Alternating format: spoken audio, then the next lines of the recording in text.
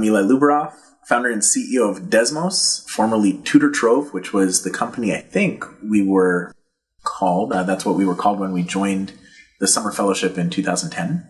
Graduated Yale in 2009, ran Tutortrove at the time off of my couch for a year until finally getting swept up off the streets into this fine organization here. Desmos is, in essence, just a graphing calculator. It's what we imagined a graphing calculator would look like if it were invented this year, last year as it was.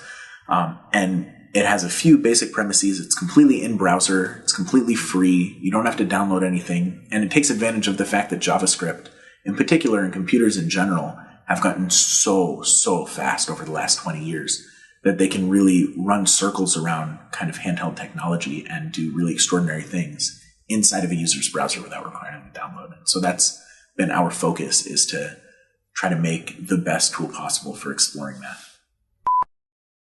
It was a total evolution. The idea started as tutoring software, and that was just a natural offshoot of all of the tutoring I was doing. So I was a peer tutor here at Yale, and I would help my friends and their siblings and my cousins and my brother, and built software that let me do that remotely over the internet. And then what happened was we built into that a few features based on my love of math and physics that made it really easy to do math and physics on computers, and found out pretty quickly that that was both the most interesting and company level interesting part of what we did, but also the part I enjoyed the most. And so we decided to focus all of our energy on that starting in about late 2011 and launched Desmos in early 2012.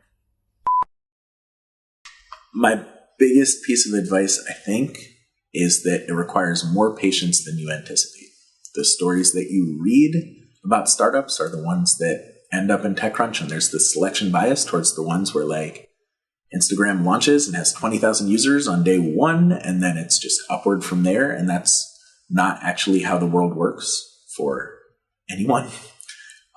It's a long process. It's a slow process. And the companies that actually make huge impacts, often it takes a long time. So buckle down for a long ride. Don't expect a quick payoff, but also be prepared to build value slowly and carefully, and be patient.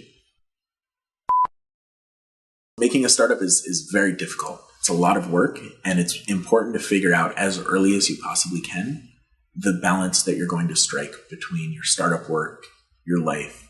Figure out what it is that you need to be able to be the most effective worker that you can be, because it's going to take every ounce of it. And that's totally different for different people. That took me a long time to figure out. But for me, for example, if I don't sleep for 8 hours, I'm not effective the next day. And there are people where that's not true. There are other people where if they don't take a full day off to just go crazy with their friends, like, they're not going to be as effective the next week. Figure out what it is that you need to keep going effectively, because no one wins if you burn out.